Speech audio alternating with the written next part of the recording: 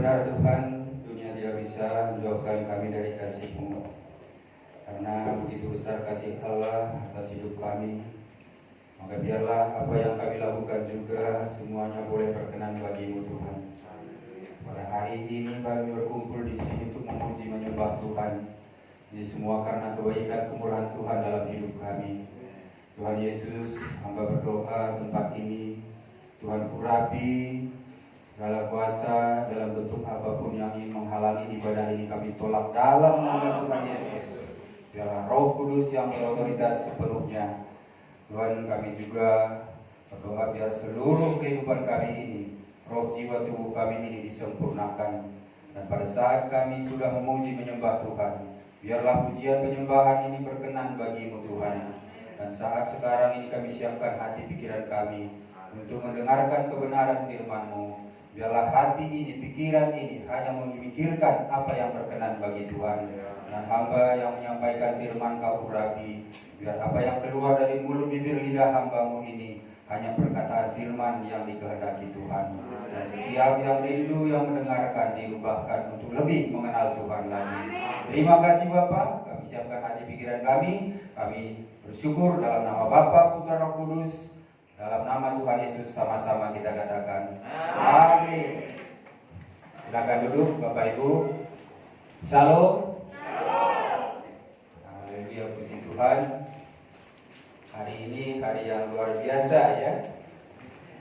Kata ibadahnya pun hari ini saya lihat ada tambahan puji-pujian ya. Ini luar biasa hari ini. Kayaknya ini sambutan welcome ke Pak Idan sama Pak Yopi ya. Ada tambahan pujian, kesaksian gitu. Luar biasa.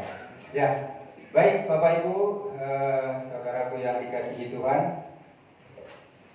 Tema kita hari ini tanggung jawab orang percaya. Ya, kita baca di 1 Tesalonika 5 ayat 12 sampai 22. 1 Tesalonika 5 ayat 12 sampai 22.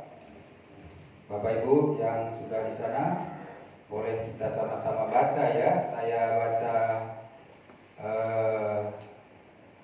pertama, selanjutnya Bapak Ibu kita bergantian, dan nanti ayat yang terakhir kita sama-sama baca. 1 Tesalonika 5 ayat 12 sampai 22. Kami minta kepadamu saudara-saudara supaya kamu menghormati mereka yang bekerja keras di antara kamu, yang memimpin kamu dalam Tuhan dan yang menegur kamu. Dan supaya kamu sungguh-sungguh memimpin mereka dalam kasih karena pekerjaan mereka, itulah selalu dalam damai serta dengan baik. Kami juga menasihati kamu saudara-saudara, tegurlah mereka yang hidup dengan tidak tertib, hiburlah mereka yang tawar hati, belalah mereka yang lemah, sebab sabarlah terhadap semua orang. Perhatikanlah supaya jangan ada orang yang membalaskan kejahatan, tetapi sabarlah senantiasa yang baik, dan kamu masing-masing terhadap semua orang. Bersukacitalah senantiasa, tetaplah berdoa, mengucap syukurlah dalam segala hal, sebab itulah yang dikehendaki Allah di dalam Kristus Yesus bagi kamu. Janganlah padamkan roh, dan janganlah anggap rendah nubuat-nubuat. Ujilah segala sesuatu dengan perkara yang baik. Mari kita sama-sama baca yang terakhir. Jauhkanlah dirimu dari segala jenis kejahatan. Haleluya. Amin. Puji Tuhan, saudaraku yang dikasihi Tuhan. Kita tahu bahwa 1 Tesalonika ini adalah surat Paulus ya kepada jemaat di Tesalonika. Tesalonika ini sendiri adalah bukan kota besar, tetapi kota kecil yang kira-kira itu pada zamannya Paulus itu sekitar 100.000 jiwa penduduknya. Tapi dia ini kota teluk, kota pelabuhan, kota perniagaan, ya. Dan kalau kita bisa lihat sekarang ini ya seperti Singapura lah, gitu. Jadi sangat penting di sini kota ini. Dan penduduk di kota ini umumnya bukan orang-orang Yahudi, tapi orang Yunani, orang-orang di bawah kekaisaran Romawi. Tetapi di sana juga banyak orang-orang berkumpul orang-orang Yahudi. Nah makanya Kalau kita lihat di 1 Tesalonika 1 ayat 1 sampai 10, Paulus itu menulis surat ke sana karena di sana orang-orang Kristen itu menerima dengan baik firman Allah. Jadi dia bersukacita karena orang-orang yang menerima firman Allah di Tesalonika ini. Tetapi ada beberapa hal juga masalah di sana, makanya surat Paulus ini untuk menguatkan juga mereka. Ya, orang-orang yang di Tesalonika itu yang sudah menerima firman Allah, tetapi ada juga permasalahan di antara mereka. Ada juga iman yang begitu tadinya bertumbuh, ada yang sudah mulai melakukan percabulan, ya. Dan banyak hasutan-hasutan dari orang Yahudi. Ya, orang Yahudi yang takut nanti akan semua mengikuti firman Allah, yang takut nanti mengikuti ajaran Paulus ini. Nah, memang orang Yahudi ini di mana-mana ya, waktu zamannya Tuhan Yesus juga, di mana ada Tuhan Yesus di situ orang Farisi ada gitu ya. Aneh juga kadang kalau kita pikir-pikir, kenapa kok setiap ada orang Tuhan Yesus memberitakan kabar baik, di situ ada orang Farisi yang mau menghambat pemberitaan itu. Nah, ini sama halnya juga yang dialami oleh rasul-rasul, termasuk Rasul Paulus ini. Nah, saudara yang dikasihi Tuhan, kalau kita lihat ayat firman ini seperti tadi, Paulus itu menasihati jemaat-jemaat di sana. Kalau dia katakan di 1 Tesalonika 2 ayat 1 sampai 12, dia menggambarkan dirinya sebagai bapa yang menasihati anak-anaknya. Ya, Paulus ini seperti bapa menasihati anak-anaknya dalam hal apa? Dalam hal supaya hidupnya sopan, supaya jemaat bisa hidup kudus, supaya menjauhi hawa nafsu. Karena sudah mulai ada, seperti saya bilang tadi, mulai ada percabulan, mulai ada hawa nafsu kedagingan yang membawa nanti itu menyeret yang tadinya sudah imannya bertumbuh pun itu bisa terbawa. Nah, ini makanya digambarkan di Paulus ini dia seperti orang tua yang menasihati anak-anak. Sama halnya dengan kita menasihati anak-anak kita. Kalau kita lihat sudah pergaulannya sudah mulai bercampur dengan orang-orang yang mau menjerumuskan atau membawa ke dalam ketidakbenaran, ya pasti kita nasihati. Ya, seperti anak-anak tadi yang kesaksian pujian anak-anak kecil tadi, kalau kita lihat kan polos-polos semua ya. Polos-polos semua, kalau kita lihat, waduh, kalau saya lihat anak kecil itu, saya mikir saya dulu kecil seperti itu, enggak sih gitu.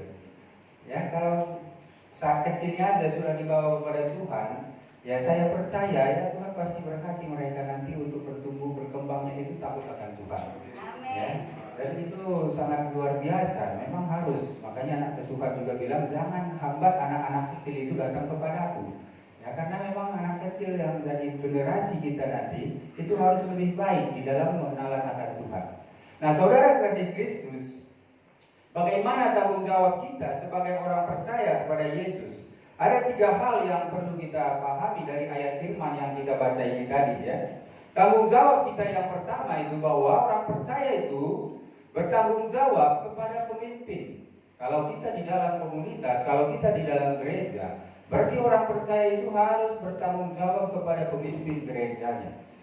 Kalau kita lihat di ayat 12 dan 13, bagaimana kita bertanggung jawab itu? Dikatakan di situ menghormati yang bekerja keras di antara kamu, memimpin kamu dalam Tuhan. Jadi memimpin kita dalam Tuhan, saudaraku yang dikasihi Tuhan, kalau di dalam gereja, siapa yang memimpin Bapak Ibu ke dalam Tuhan? Tentu hamba-hamba Tuhan, ya, gembala, ya, pembicara, pendeta. Nah, ini yang memimpin Bapak Ibu ke dalam Tuhan. Hormatilah mereka. Kita punya saudara sebagai orang yang percaya, kita sebagai orang yang percaya, ada saatnya kita dipimpin, ada saatnya kita memimpin. Jadi kita harus satu sisi ya, kita harus menghormati pemimpin kita. Di sisi lain nanti kita juga dihormati oleh orang yang kita pimpin. Itu tabur tuai ya, tabur tuai itu. Kalau saya flash sedikit ke adat istiadat, kalau kami di Batak, nggak tahu kalau saya khususnya di Batak Karo, kita itu ada pembagian struktur jabatan, ya, pembagian struktur jabatan. Jadi di satu sisi dia menjadi yang dihormati, nanti pada saat keluarga lain ada acara, dia yang harus menghormati gitu. Dalam arti dia yang harus bertugas. Nah, di satu sisi di keluarga yang lain dia hanya diam saja, dia yang dilayani gitu. Tapi di sisi lain nanti dia menjadi pelayan. Nah, kita pun sebenarnya di dalam kekristenan itu yang tidak jauh beda dengan itu. Ya, pada satu sisi kita harus melayani. Nanti di sisi lain kita juga pasti ada yang melayani. Amin. Nah, itu. Jadi inilah yang salah satunya. Yang pertama bahwa orang percaya itu memiliki tanggung jawab kepada pemimpin. Kalau kita lihat di Ibrani 13 ayat 7 dikatakan begini. Ingatlah akan pemimpin-pemimpin kamu yang telah menyampaikan firman Allah kepadamu. Perhatikanlah akhir hidup mereka dan contohlah mereka. Nah, jadi ditegaskan kembali bahwa ingatlah akan pemimpin-pemimpin kamu yang telah menyampaikan firman Allah. Jadi pemimpin kita itu yang menyampaikan firman Allah. Ya. Itulah yang dibilang pemimpin gereja ya. Kalau dia menyampaikan hal lain di luar dari firman Allah, ya itu belum tentu harus kita hormati. Ya kalau tadi saya bilang kalau dia menghasut kita untuk menjauh dari Tuhan, ya tentu kita tidak perlu ikuti gitu. Makanya seorang pemimpin pun harus menjadi teladan. Ya seorang pemimpin itu harus menjadi contoh bagi yang dia pimpin. Tidak boleh kita memimpin hanya dengan perkataan, tetapi perbuatan kita berbeda. Makanya kalau orang kita minta menghormati kita, ya kita juga harus memberikan teladan. Sama di 1 Timotius 5 ayat 17 dikatakan begini. Penatua-penatua yang baik pimpinannya patut dihormati 2 kali lipat. Penatua-penatua yang baik pimpinannya patut dihormati 2 kali lipat. Yang baik pimpinannya. Jadi itu tadi saya bilang, pemimpin, kita sebagai pemimpin harus kasih contoh yang baik. Ya, nanti Bapak Ibu suatu saat di mana nanti ada berada Bapak Ibu, ya pasti Bapak Ibu juga menjadi seorang pemimpin. Jadi harus dikasih contoh, bukan hanya perkataan saja. Nah, kita juga disuruh di sini menjadi contoh yang baik, terutama mereka yang dengan jerih payah berkhotbah dan mengajar. Nah, jadi ini yang dikatakan di sini. Yang berjerih payah untuk berkhotbah dan mengajar Bapak Ibu ke dalam Tuhan. Nah, jadi kita tahu ya bahwa hal yang baik dilakukan orang untuk membawa kita di dalam Tuhan itu harus kita hormati. Ini yang diperintahkan atau dinasihati oleh Paulus ini kepada jemaat di Tesalonika. Ini juga nasihat buat kita semua orang percaya. Ya, supaya kita tahu memposisikan diri kita. Apakah kita sebagai orang yang dipimpin? Kalau kita sebagai orang yang dipimpin berarti kita harus menghargai pemimpin kita. Kalau kita sebagai pemimpin berarti kita harus memberi contoh yang baik. Jadi tidak ada yang diuntungkan, tidak ada yang dirugikan, saudara. Ya, jadi jangan nanti berpikir enak banget ya dia jadi pemimpin, kita yang dipimpin. Tidak.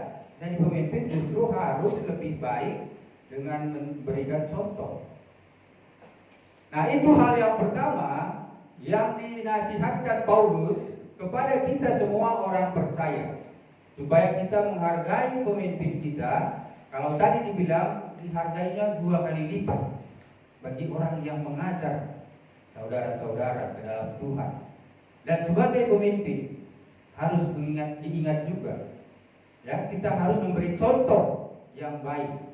Orang yang pimpinannya dalam hal yang baik, katakan di sini di 1 Timotius 5 ayat 17 ini tadi. Pemimpin pimpinannya yang patut dihormati 2 kali lipat, yaitu terutama yang mereka berjerih payah, berkhotbah dan mengajar. Inilah hal yang pertama di dalam tanggung jawab kita sebagai orang percaya. Nah, kalau dilihat di ayat 13, hiduplah selalu dalam damai seorang dengan yang lain. Nah, ini merupakan perintah juga kepada orang percaya supaya terus menerus untuk apa? Disebut di sini untuk saling berdamai. Nah, kalau kita lihat di Roma 12 ayat 18, Dikatakan sedapat-dapatnya, kalau hal itu bergantung padamu, hiduplah dalam perdamaian dengan semua orang. Nah, jadi di sini dikatakan kalau bergantung kepada kita, hiduplah dalam perdamaian kepada semua orang. Kadang ada situasi ya yang memang kalau kita yang berbicara, orang mendengarkan gitu ya. Nah, ini artinya bergantung kepada kita. Nah, pada saat begitu sebaiknya kita itu membuat kedamaian, bukan membuat kerusuhan. Nah, kalau nggak tergantung kepada kita situasi, ya kita jangan ikut mengkompor-komporin gitu ya, jangan menyiram bensin gitu kata orang. Kalau tidak tergantung kepada kita, tapi kalau tergantung situasi itu kepada kita, usahakanlah supaya semua berdamai. Terjadi perdamaian. Nah, inilah yang dinasihatkan supaya kita mengingat ya pada dimanapun kita berada, pada situasi apapun ya, kita tahu kita sebagai orang percaya bagaimana kita menempatkan diri kita. Ya, apakah kita di situ menjadi suatu pengaruh bagi tempat itu? Kalau menjadi pengaruh bagi tempat itu berarti kita harus usahakan perdamaian bagi setiap orang. Sehingga apa? Suasana di situ bisa berbeda dengan suasana-suasana di tempat lain. Itulah bedanya orang-orang percaya dengan orang-orang dunia. Dimanapun kita berada, kita itu menjadi terang dan garam. Dimanapun kita berada, rasa suasananya itu berbeda.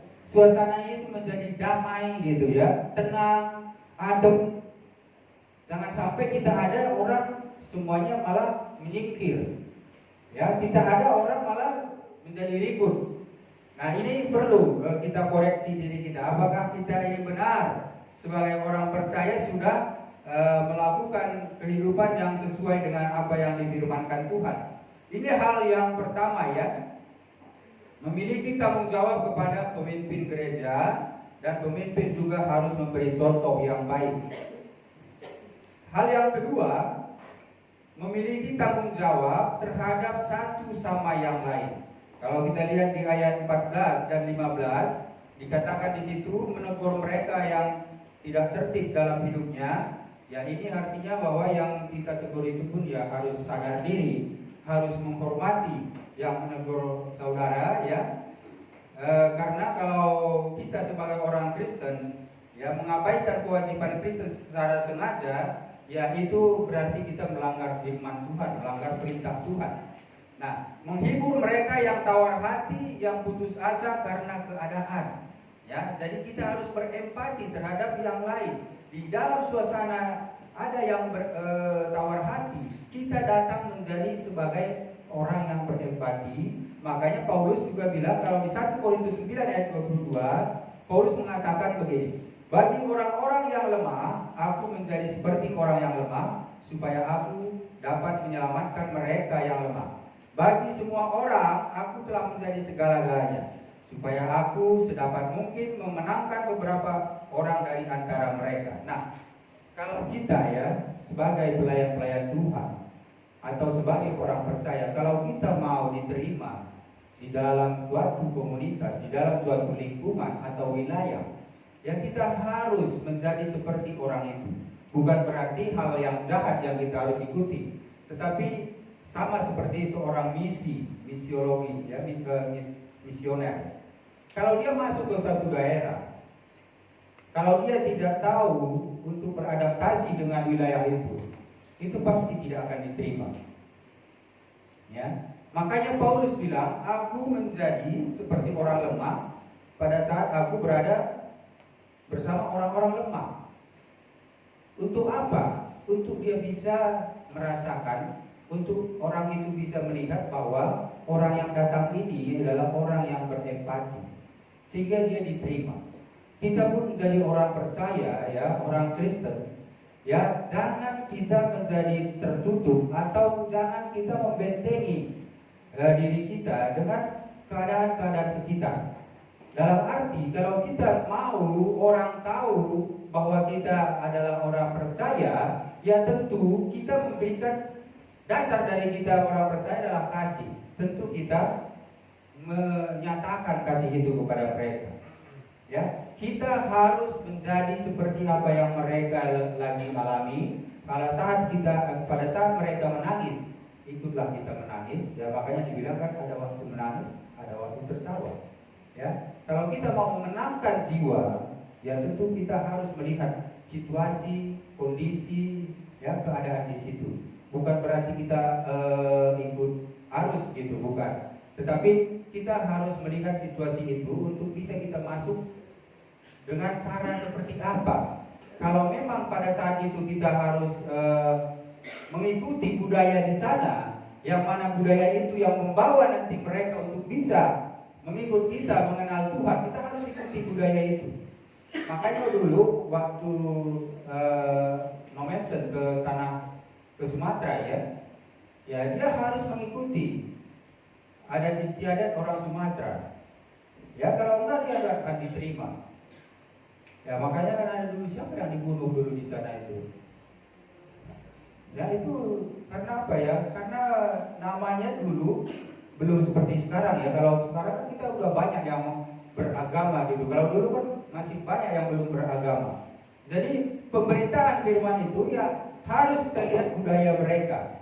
Harus kita lihat adat istiadat mereka supaya apa? Bisa kita diterima. Makanya Paulus bilang kalau orang itu lagi kondisi lemah, ya jangan kita menjadi seorang yang kelihatan tidak peduli dengan kondisi dia.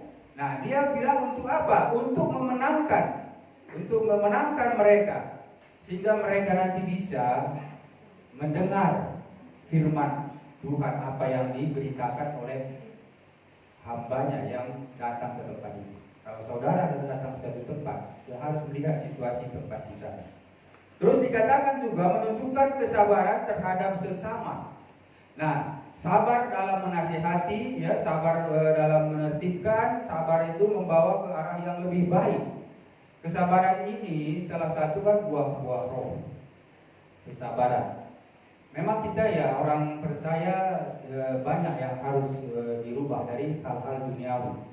Kesabaran ini salah satu hal yang tidak gampang, saudaraku. Ya saya juga ya kalau setiap ada nasihat dari firman ini mengenai kesabaran, saya langsung ingat ke dalam diri saya.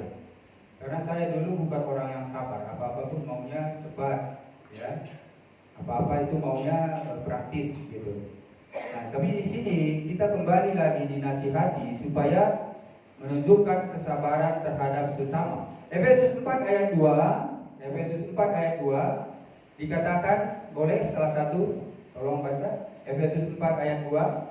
Ini mengenai kesabaran supaya kita di dalam kehidupan kerohanian kita, di dalam kita melayani Tuhan sebagai orang percaya, ya kita jangan lupa bahwa kita dituntut harus sabar terhadap sesama. Efesus 4 ayat 2.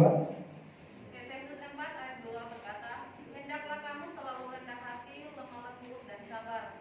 Tunjukkanlah kasihmu dalam hal saling membantu. Haleluya, amin. Nah, jadi hendaklah kamu selalu rendah hati, lemah lembut dan sabar. Ini pasti diperlukan bagi setiap orang percaya. Ya, rendah hati, lemah lembut, sabar. Nah, ini satu kesatuan yang tidak bisa dipisahkan. Kalau kita tidak sabar, ya kita tidak akan bertahan di satu tempat dimanapun. Ya baik kita umpamanya nanti bapak-bapak yang lagi bergabung bersama kita. Kalau bapak-bapak tidak sabar, nanti melihat tidak sesuai dengan ekspektasi saya di Kingme gitu ya. Tidak sabar ya berarti tidak akan bertahan lama di Kingme. Nah, tapi kami berharap kita sama-sama saling mengingatkan ya. Bapak-bapak juga harus sabar dengan apa yang dihadapi nanti. Ya karena mungkin sedikit banyak bapak-bapak itu nggak tahu ya Kingme ini seperti apa. Ya jadi bukan gereja yang besar, ya, bukan gereja yang mewah gitu, tetapi kita ini gereja yang bertumbuh dalam arti kita berusaha supaya Kingme ini dengan adanya orang-orang yang sudah dikirim Tuhan bergabung bersama kita, ya kita bisa lebih baik lagi, ya Kingme ini bisa lebih maju lagi, karena kami percaya ya dengan tujuan yang baik, ya pastilah Tuhan juga membawa jiwa-jiwa orang-orang hamba-hamba Tuhan untuk bisa bersama-sama kita memajukan kingdom ini. Memajukan kingdom bukan untuk sinode, bukan untuk klasis, tapi untuk kemuliaan Tuhan. Nah, jadi inilah yang harus kita sadari, bahwa sebagai orang percaya kita harus sabar, tunjukkan kasih kepada satu sama lain untuk saling membantu.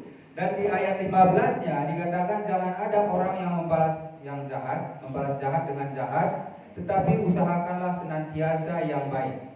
Orang percaya harus merespon secara berbeda daripada orang-orang dunia.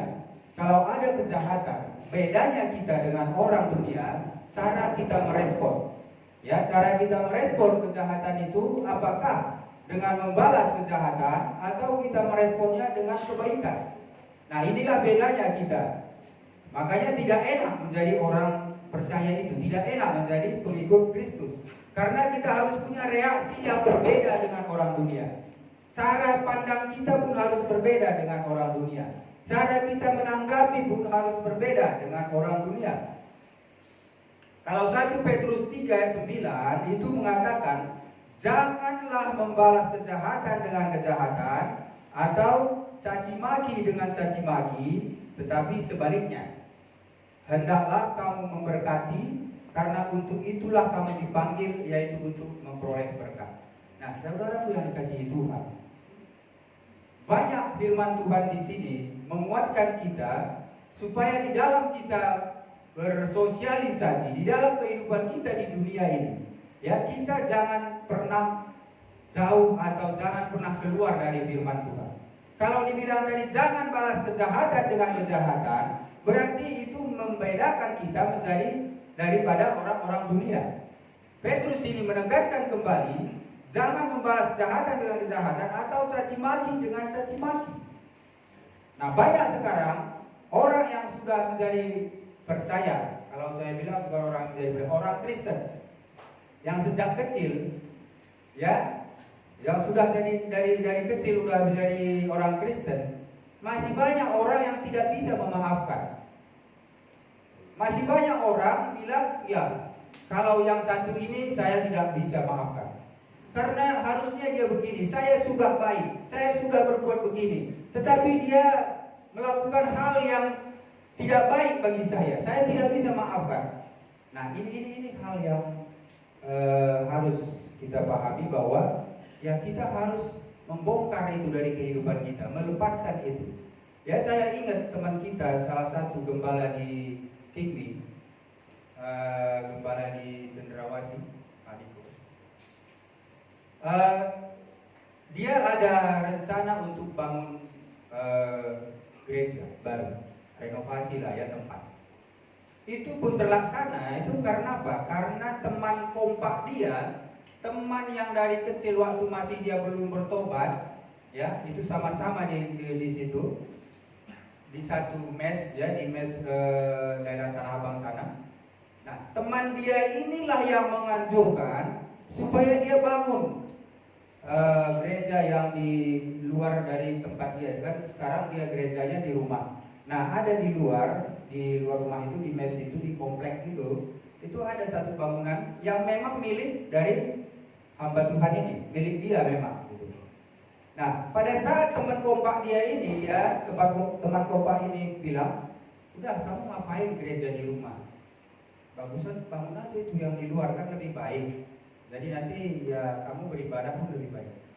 Nah, karena dikasih tahu gitu, pergumulannya dia mungkin ya dia berdoa, sehingga dia mulailah rencana untuk membangun.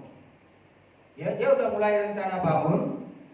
Ya, sudah ada beberapa yang membantu di dalam kebutuhan untuk pembangunan itu. Nah, pada saat sudah dibeli material, sudah dibeli pasir, sudah dibeli kayu, itu batu-batu. Nah, apa yang terjadi, saudara? Teman dia yang kompak ini tadi, dia menghasut satu komplek itu supaya jangan dibangun, supaya tidak boleh dibangun lagi gereja itu. Dihasutlah semua hamba-hamba Tuhan yang di sana juga, pendeta termasuk. Ini tuh pendeta nih yang teman ini. Apa yang terjadi? Coba, teman kompak yang semenjak dia belum kenal Tuhan, belum bertobat dulu. Ini kan mantan preman ini, ya, bapak kita mantan preman. Nah, teman dia di kompak makan sama, tidur sama gitu. Dan itu yang mengusulkan untuk bangun gereja. Tetapi pada saat sudah dibeli materialnya, dia yang menghasut. Wah, apa coba? Sebagai hamba Tuhan, saya tahu ini karena dia telepon saya. Pak, saya rasanya jantung jatuh ini. Saya bilang, orang Papua gede-gede begini jantung jatuh, ada apa gitu? Saya tahu dia pasti tidak takut dengan segala sesuatu, dia tidak takut gitu, nggak mungkin. Ada apa, Pak Pendeta? Ya, dia cerita, bagaimana saya nggak jantung ini copot ini? Kalau saya tidak ingat nih saya hamba Tuhan. Nah, udah mulai kan? Itulah pikiran itu tadi. Ya, udah mulai iblis itu masuk. Kamu kan dulu begini. Terus dia lihat di rumah dia itu masih ada kelewang yang panjang kan? Dia bilang ke saya, Pak, saya sudah kadang mikir, udahlah ini ada kelewang yang kemarin ini, saya baku hantam aja lah. Kalau orang Papua kan ngomong gitu, baku hantam aja lah. Saya bilang jangan, hamba Tuhan, ini kan pasti ada rencana Tuhan. Kalau enggak, bagaimana katanya? Saya yang disuruh bangun, teman saya yang sering bantu dia, saya makan tidur sama dia. Tapi pada saat saya sudah beli semua material, uang orang juga yang membantu sudah kita pakai, kemana nih muka saya ditaruh? Nah, ini kejahatan apa coba? Apakah itu tidak menyakitkan sekali? Kejahatan yang dilakukan oleh orang yang paling dekat. Nah, jadi saudaraku yang dikasihi Tuhan, jangan kita berpikir kejahatan itu nanti dari orang yang kita tidak kenal. Itu gampang untuk melupakan. Ya, karena kita tidak ketemu, tidak kenal. Ini dia satu komplek yang mana dia ketemu say hello gitu. Coba, seperti kayak yang terjadi. Nah, akhirnya apa? Akhirnya ya kita bilang, udah tunggu seminggu ini, kita berdoa lah. Apa nanti Tuhan bilang? Tuhan pasti kasih jalan. Enggak mungkin, karena itu untuk rumah Tuhan, bukan buat kepentingan kita, bukan kepentingan Pak Pendeta. 3 hari kemudian saya telepon, gimana Pak? Wah, lebih parah lagi Pak katanya. Waduh, lebih parah gimana? Sekarang semua dihasut sama dia. Semua ini termasuk majelis semua katanya. Makanya saya udah malu ini keluar. Saya bilang udah, nggak usah terlalu dipikirkan. Mungkin Tuhan mau bukan di situ tempatnya. Dan percaya saja, kalau apapun yang kita rencanakan untuk kebaikan, untuk pemberian Tuhan, itu pasti halangan apapun itu, di balik dari itu pasti ada yang lebih baik. Jadi singkat cerita, terakhir saya telepon, dia bilang saya dikasih hikmat sama Tuhan Pak. Nah, puji Tuhan, saya bilang dalam hati berarti udah adem nih. Jangan sampai sedikit kepleset, itu kan repot ya. Nah, ini gunanya kita persekutuan ya Bapak Ibu Saudara sekalian. Itu gunanya kita persekutuan, saling menguatkan. Coba kalau dia telepon preman yang dulu dia kenal, saya begini nih, temannya langsung bilang udah golok aja, golok. Nah, selesai udah kan. Iya. Makanya kita pun orang-orang percaya, orang hamba-hamba Tuhan, itu jangan pernah kita lepas dari persekutuan. Karena itu nanti pada saat tertentu kita butuh saling mendukung, saling mendoakan. Nah, ini yang terjadi pada teman kita hamba Tuhan ini. Sehingga dia bilang apa? Hikmat yang dikasih udah. Rumah saya, tempat saya ini saya bongkar. Kamar-kamar di blok. Jadi nanti kamar dia bangun di belakang. Nah, jadi itu malah lebih baik dan lebih luas lagi dari tempat yang tadinya dia bangun. Nah, puji Tuhan saya bilang. Berarti kan ada jalan yang lebih baik lagi. Dia pun tidak perlu renovasi rumah untuk memperbaiki, ya udah sekaligus gitu. Nah, ini saya kasih tahu, maksud saya supaya kita ini mengingat kejahatan itu kadang ya bukan dari orang luar, dari saudara kita, dari sepupu kita, dari keluarga kita, dari teman dekat kita seperti hambanya ini tadi, makan tidur bareng, melakukan kejahatan pada saat waktu belum bertobat bareng. Tapi bisa dia juga yang menghasut untuk rencana-rencana yang mau dilakukan. Dia yang menyuruh, dia yang menghasut. Coba, luar biasa. Tapi inilah ujian.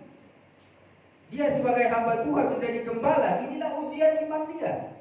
Ya, di sinilah dia dilihat apakah dia ini tetap di dalam Tuhan atau balik ke dunia lama dulu. Nah ini makanya kita pun, setiap orang percaya itu pasti kita ada ujian masing-masing. Ya, kita nanti berbeda mungkin kasus-kasusnya, tetapi kita harus ingat kalau pada saat kita mendapat kesusahan, kesulitan, hambatan, jangan datang kepada orang yang tidak kenal Tuhan. Ya, jangan datang kepada teman kita, masa lalu kita yang dulu-dulu kita mungkin ya di dunia yang lain gitu ya. Jangan datang kepada dia. Datanglah kepada pemimpin kamu yang kamu dibawa di dalam Tuhan. Itu yang tadi disarankan di sini. Ya, yang mereka yang susah payah untuk membawa kita ke dalam Tuhan. Datanglah kepada gembala, datanglah kepada pendeta. Supaya apa? Supaya diberikan jalan yang benar, dibawa ke dalam kedamaian. Ya, seperti kita tahu bahwa kalau dunia ini tidak semakin baik, semakin jahat. Nah, ini hal yang kedua, saudaraku yang dikasihi Tuhan. Tanggung jawab kita untuk sesama. Dan hal yang ketiga yaitu memiliki tanggung jawab kepada Allah. Jadi tanggung jawab kita sebagai orang percaya kepada pemimpin kita, dan kita sebagai pemimpin juga memberikan contoh yang baik kepada yang kita pimpin. Dan tanggung jawab kita sebagai orang percaya yaitu bertanggung jawab sesama satu sama lainnya, dan tidak boleh membalas kejahatan, saling menasihati ya, dan juga usahakanlah kalau menjadi itu adalah tergantung kita situasi suasana, usahakanlah supaya menjadi suasana yang damai untuk setiap orang. Nah, hal yang ketiga kalau di ayat 16 sampai 22 ini dikatakan bersukacita senantiasa dalam Tuhan. Nah, ini maknanya apa? Hubungan orang percaya dengan Tuhan dan sesama orang Kristen. Ya, bersyukur kepada Allah dalam Yesus Kristus. Tetaplah berdoa. Ya, jadikanlah doa sebagai gaya hidup kita. Ya, persekutuan dengan Allah dari waktu ke waktu melalui doa. Makanya kita jangan pernah ya lepas dari doa, karena kalau kita pahami mengenai doa ini sangat luar biasa, saudaraku yang kasih Tuhan. Paulus pun di sini ya mengatakan bahwa dia tidak putus-putusnya berdoa mengucap syukur kepada Yesus Kristus karena jemaat menerima firman Allah. Di 1 Tesalonika 2 ayat 13 tadi katakan ya, dia tidak putus-putusnya mengucap syukur, berdoa. Nah, doa itu adalah sebuah kerja, artinya sebuah kewajiban, disiplin yang harus dikerjakan secara teratur. Berdoa kita secara teratur ya, tekun, bulat setiap keadaan apapun. Ya, doa adalah respon terhadap firman. Doa itu merupakan pembicaraan atau percakapan kita dengan Tuhan. Doa itu adalah pengagungan dan pujian. Ya, kita tahu doa Bapa kami, kita tahu ya, dan sering kita sebutkan setiap minggu. Bapa kami yang di surga, dikuduskanlah namamu, datanglah kerajaanmu. Itu apa? Itu doa pengagungan. Kita mengagungkan Tuhan kita. Ya. Nah, doa juga itu permohonan. Ya, permohonan. Berikanlah pada kami hari ini makanan kami yang secukupnya. Permohonan kita. Doa juga adalah pengakuan. Ya, doa Bapa kami itu, ampunilah kesalahan kami seperti kami mengampuni orang yang bersalah kepada kami. Makanya orang suka bilang kalau beberapa buku-buku teologi atau buku-buku rohani bilang bahwa doa Bapa kami itu adalah pusat dari segala doa. Induk dari segala doa, artinya pusat segala doa. Dari segala doa adalah doa Bapa kami. Jadi artinya dengan cara apapun saudara berdoa itu sebenarnya sudah terangkum di dalam doa Bapa kami itu. Makanya yang diajarkan Tuhan Yesus itu bukan hanya doa biasa-biasa saja. Ya, seluruh doa kita sudah terangkum di situ. Jadi pengertian doa Bapa kami sangat luas ya. Nanti mungkin suatu saat bisa dibahas mengenai doa supaya kita pun berdoa jangan salah. Ya, doa itu sangat banyak sekali macam atau banyak sekali intisarinya di dalam. Ya. Ya, dan itu juga nanti termasuk kepada ya pembaptisan, itu ada hubungannya juga dengan itu. Nah, nanti itu mungkin dibahas di lain waktu ya. Dan dikatakan di sini mengucap syukur dalam segala hal, ya, dalam segala keadaan dan situasi, artinya bahwa keadaan tidak boleh mendikte kita atau membuat sukacita kita menjadi terganggu. Kita tidak tergantung kepada keadaan, saudaraku yang dikasihi Tuhan. Orang percaya itu tidak tergantung kepada keadaan. Makanya firman Tuhan bilang, baik atau tidak baik waktunya, firman harus disampaikan. Jadi kita tidak tergantung keadaan dunia ini. Nah, kalau kita masih mengikuti keadaan dunia, tergantung kepada keadaan dunia, ya berarti kita harus lebih lagi mengenal Tuhan. Harus lebih lagi membaca firman, supaya kita tahu bahwa keadaan tidak bisa mempengaruhi kita. Nah, jangan padamkan roh. Di sini kita harus apa? Hidup dalam roh. Tindakan kita tentu itu akan kelihatan dari kehidupan kita. Ya, roh itu mempengaruhi tindakan kita. Kalau dilihat di Yesaya 63 ayat 10, itu dikatakan begini. Tetapi mereka memberontak dan mendukakan Roh Kudusnya, maka ia berubah menjadi musuh mereka, dan ia sendiri berperang melawan mereka. Nah, orang Israel ini kan awalnya digendong-gendong Tuhan, istilahnya dimanja-manjakan Tuhan. Tetapi orang ini kadang memberontak. Orang ini memberontak, makanya Tuhan kadang menghukum mereka. Ya. Jadi kita orang percaya ini, ya jangan karena kasih karunia hidup kita mau suka-suka kita. Karena kita memang sekarang ini hidup dalam anugerah, kasih karunia. Ya, bukan karena perbuatan, bukan karena kebaikan kita. Tidak ada satu orang baik sebaik apapun yang layak di hadapan Tuhan kalau bukan karena Tuhan Yesus. Nah, makanya kadang kalau saya ada beberapa kami dari alumni, kita sering ada sharing firman setiap akhir bulan. Dan kami dalam alumni itu tentu tidak semua orang Kristen. Ya, tidak semua orang Kristen. Jadi kita yang orang Kristen ini kita adakan sharing firman setiap sebulan sekali. Nah, kita belajar mengenai keselamatan. Pada saat kita belajar mengenai keselamatan itu, di situ baru kita lihat, ya, bahwa teman-teman kami lah, saya katakan, teman-teman kami yang bukan orang Kristen ini, yang baik-baik, baik, secara perbuatan baik sekali, ya. Tindakannya kepada sesama kita ini karena kita dari daerah semua, ya, udah dari SMA dulu dari daerah ke Jakarta, terus semuanya punya kesibukan masing-masing, ya, punya usaha, punya bisnis, macam-macam, ya. Tapi kami di dalam persekutuan itu, di dalam grup alumni itu masih satu semua. Nah, tetapi pada saat kita mengadakan sharing firman, tentu yang bukan Kristen tidak ikut. Tapi begitu kita belajar firman mengenai keselamatan, kita tahu bahwa tidak ada keselamatan selain di dalam Tuhan Yesus. Firman itu kita baca pun semua tidak ada menyatakan bahwa kalau dia baik, sangat baik, ya, itu akan punya kesempatan untuk diselamatkan, begitu tidak ada.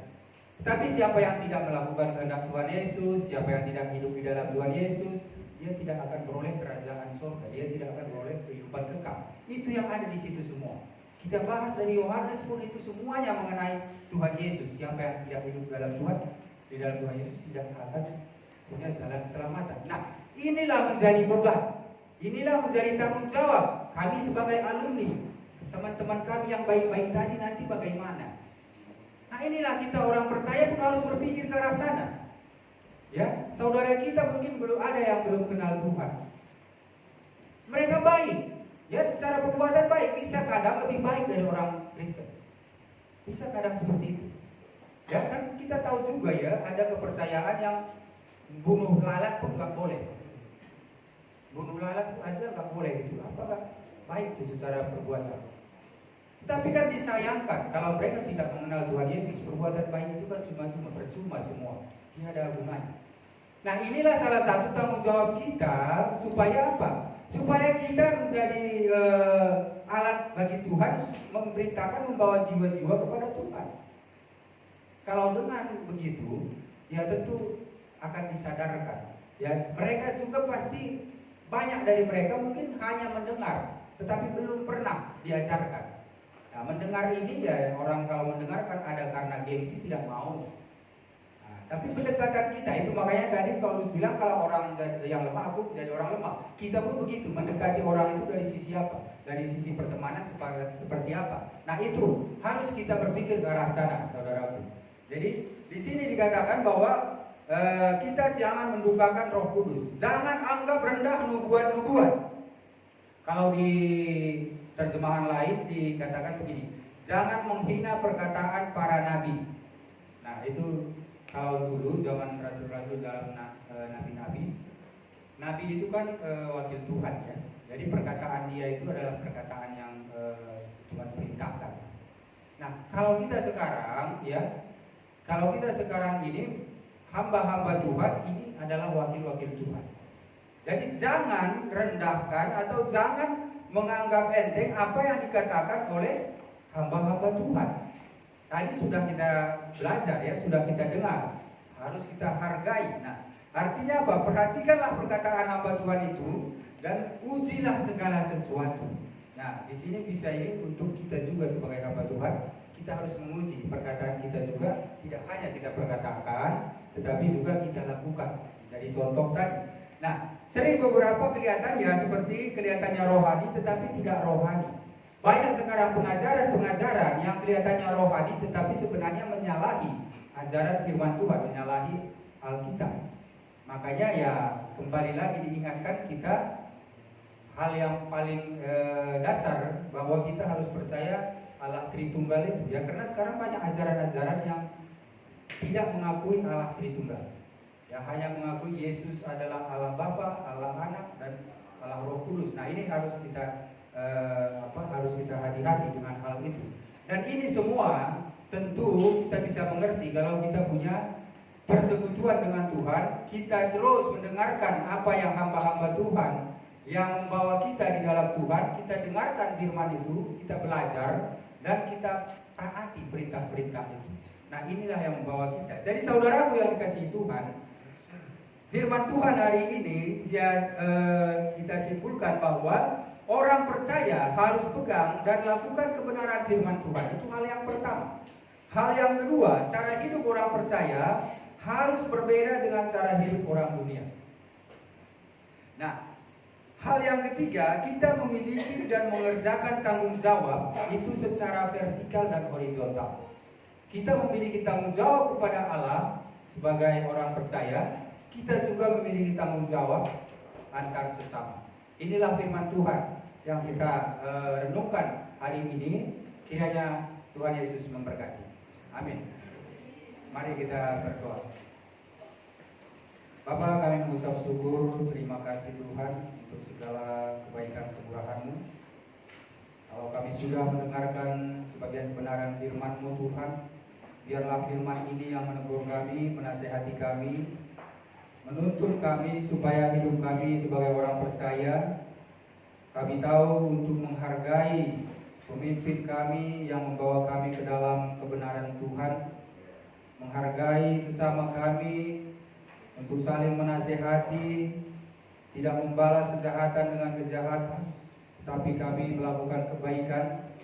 Dan terutama juga kami harus hidup dalam persekutuan melalui doa-doa kami kepada Tuhan, persekutuan melalui kehidupan kami di dalam firman-Mu. Tuhan Yesus, biarlah Roh Kudus yang memberkati semua anak-anak-Mu yang sudah mendengarkan firman ini.